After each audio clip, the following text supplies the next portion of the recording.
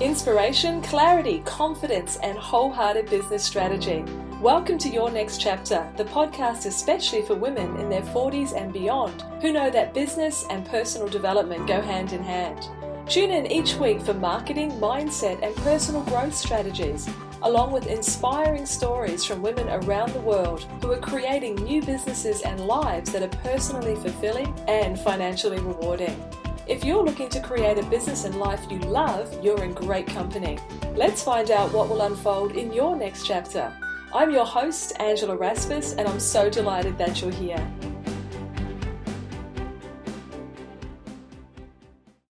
Hello there and welcome to episode 23 of the Your Next Chapter podcast. This is Angela Raspass and thank you for spending your time here with me today. Now, it's a little bit unusual this week as in I don't have a guest. This is not an interview.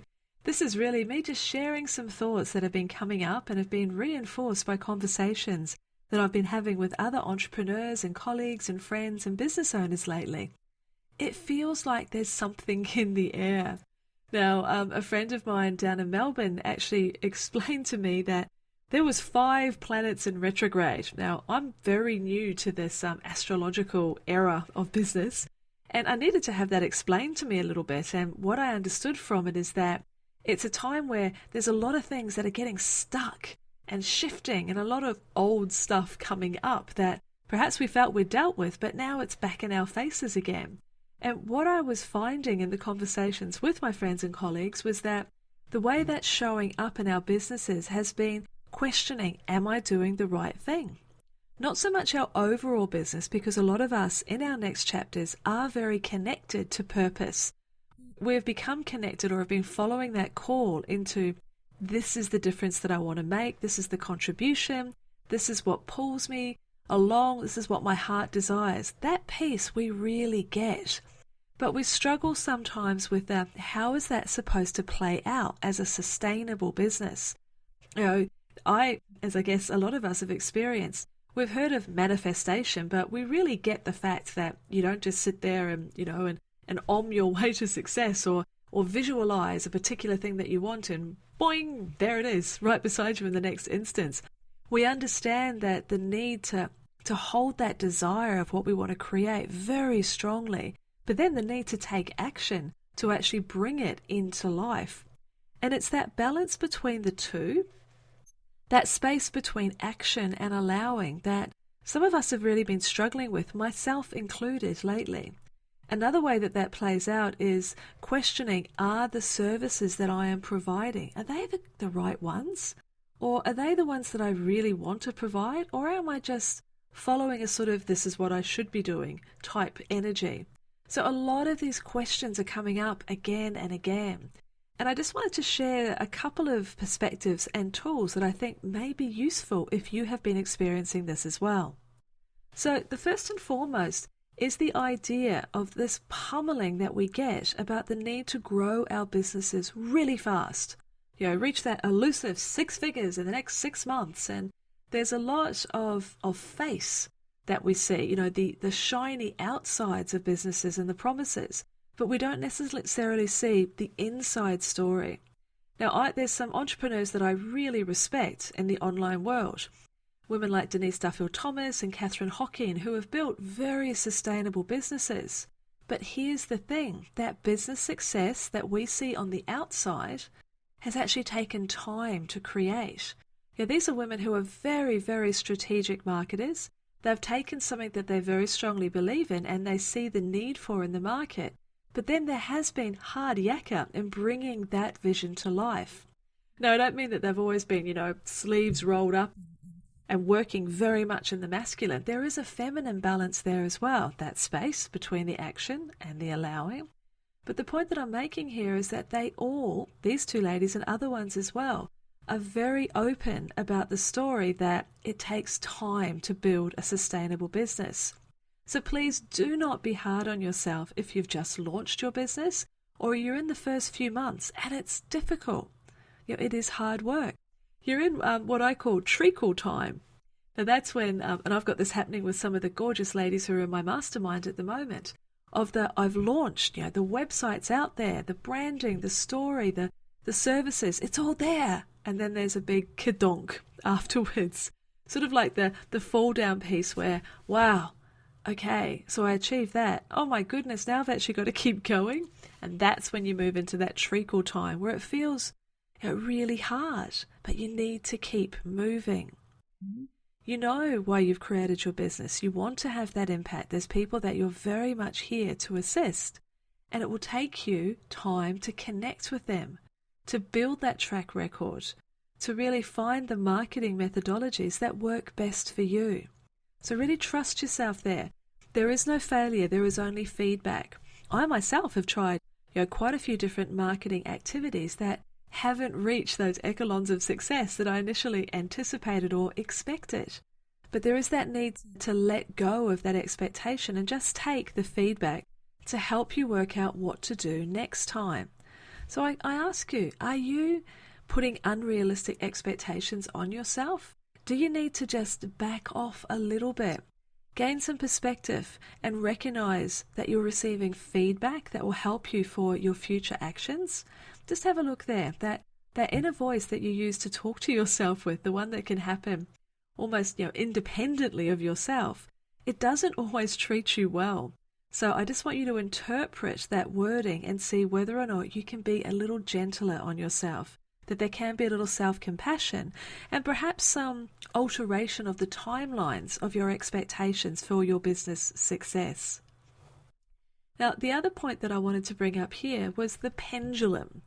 Okay, now a lot of us, and again I speak very much from my own personal experience here, is that if you are moving into your next chapter, you'll often have a really big pendulum swing.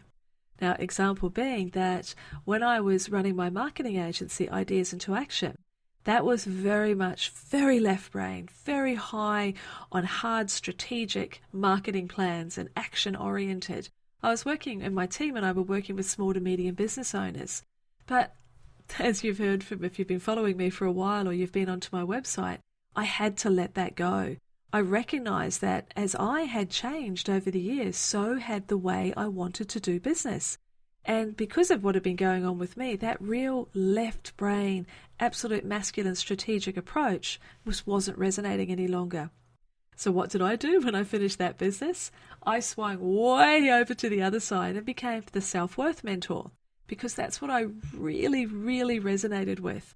My own journey in the recovery movement from self-doubt and really a big dose of self-loathing through to self-belief and self-worth again was such a vital journey for me. And I saw how that self-worth piece was missing from so many women's stories. So that's where my pendulum swung way over to the right-hand side. And I see other women doing that as well. They move out of corporate and move completely away from what they were doing because it's driving them crazy. But what we often discover is that that first initial move into the new business model is an extreme one. And that's what happened with me. I worked in the self-worth space, and although I loved it, after a while I realized that it was too far to the right for me from where I had been, and that I needed to allow the pendulum to move back into the middle, which is where I am now. All of the work I do in the world through Your Next Chapter has self-worth, confidence, self-belief absolutely at the core. I believe it's the foundation piece. But that very feminine energy, that very inward focused and getting in touch with yourself, it then needs to be put into a structure, a framework for your business model. And that's where the masculine piece comes in. So I've now blended those two pieces together and I feel very, very anchored and centered where I am. What about you? Looking at the business that you're in now, have you really done a huge pendulum swing and now you're questioning, have I gone too far one side or the other? Well, only you know that, but it's that question inside, that's the one that I was hearing, that feeling of, is there a need to move? Is there a need for a change, an alteration? A realigning to regain equilibrium for you and the woman that you've become. Just pause today and ask yourself, is there something that needs to shift? Is there a change that's calling me? Because that seems to be the energy that's around at the moment. Now, I'm not sure if the planets are getting out of retrograde at the moment. I haven't had another look. But it's certainly something that has, I have to entertain that perhaps some of that energy was what was making me back then work out how the swings were moving and where I could settle. Now, I've got no doubt that where I've settled will move again, perhaps in another couple of years, because this is not just the next chapter, full stop. This is the next chapter in the overall story. And it will be for you as well. I'm sure of that, because this is an evolution, not a revolution. So there's a tool that is I'd like to share with you today, and you'll reach it through angelaraspass.com/23 download. And this is a bit of an adaptation of an exercise that we do in the recovery movement when it comes to letting go. And it's a personal inventory. And it's really about helping you identify and examine and release any fears and negative thoughts and possibly even resentments that you have that inadvertently may be shaping your business or keeping you where you are right now. Perhaps you're feeling a little bit stuck. Well, this exercise can help you uncover the pieces that once they're out in the open and you can see the part that you're playing in this, you can let them go. Because these negative thoughts and these blocks can often sit, well, most often sit underneath the surface, very much in your subconscious. And because your thoughts, whether they're conscious or unconscious, create your feelings, and those feelings then contribute to the actions that you take or don't take, they really can be the things you need to uncover to set yourself free. Now, what you need to do a personal inventory, is simply a journal where you draw up 5 columns. Okay, and you start with people or situations that create fear or anxiety or resentment. And you simply list each of them in the first column. And the people or the situations that go in that first column, think of things like, what are you afraid of, or resentful of, or sad about, or regretful for, or anxious about. So that's what you pop into the first column. And in the download, you'll see a very clear example of this for you to follow. When you move into the second column, you describe the situation. The third column, you talk about how it makes you feel. The fourth column, what part you have played in this particular scenario. And in the fifth column, what is the cost? Well, how is this holding you back? So, just to give you an example as you're listening. The person, the place, or the thing in the first column might be, let's call her Diane. The situation, she's published a book that has already had more than 8,000 downloads on Amazon. How does that make you feel?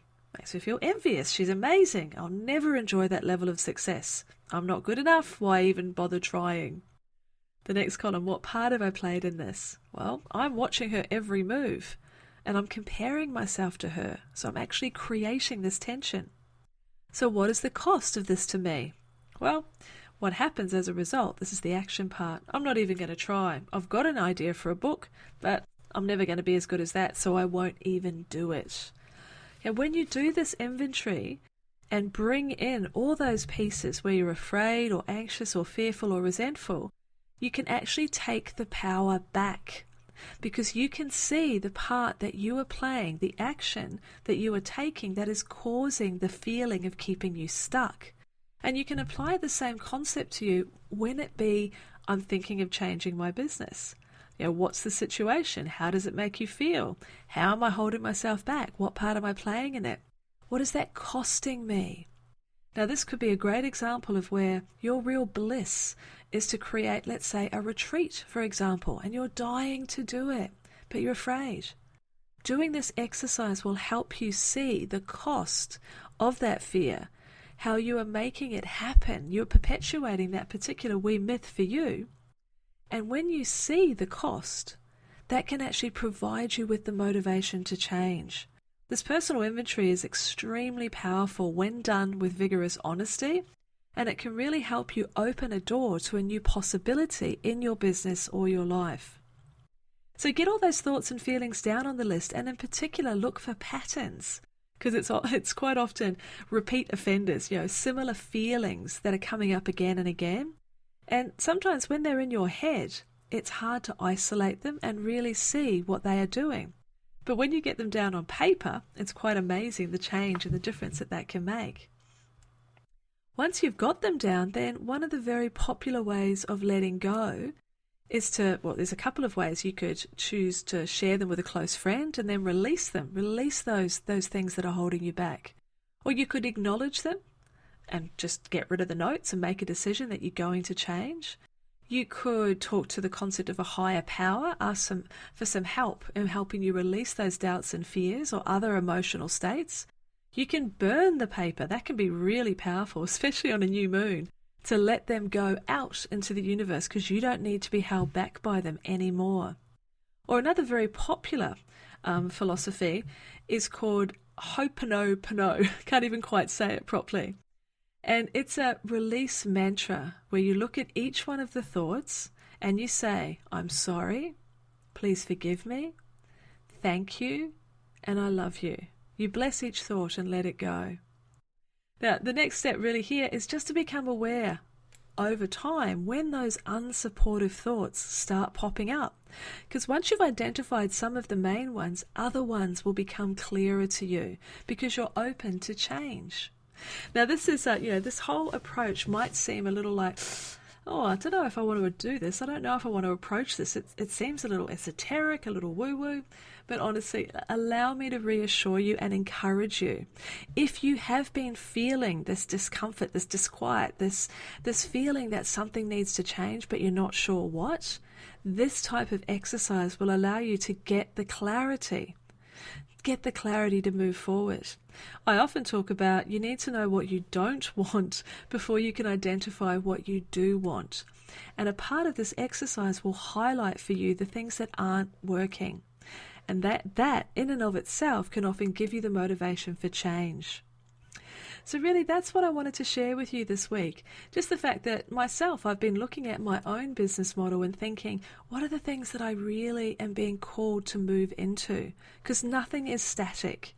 Now, I'm not suggesting that you change every couple of weeks, but I am suggesting that you take this inventory of yourself on a fairly regular basis. Maybe it's something that you do quarterly, and you have a good look and see, what am I being called to change? What am I being called to bring forward? Where is anxiety or fear or resentment holding me back from reaching my absolute true potential? Because that's what a next chapter business is all about. It is about fulfillment as much as it is contribution and financial abundance. I want you to feel fabulous about what it is that you are bringing into the world. And to do that means that you need to get very honest about what's important to you. So I encourage you to download that wee resource and give it a try. And then let me know how it goes. Because the most important message that I can share with you is that you're not alone. This energy of change is definitely coming through a lot of us. And that desire to move into a next chapter is very, very strong. So best wishes from me. Thanks again for spending your time with me this week on this little bit of a riff, a little bit of musing, and I look forward to connecting with you again on next week's podcast. Take care.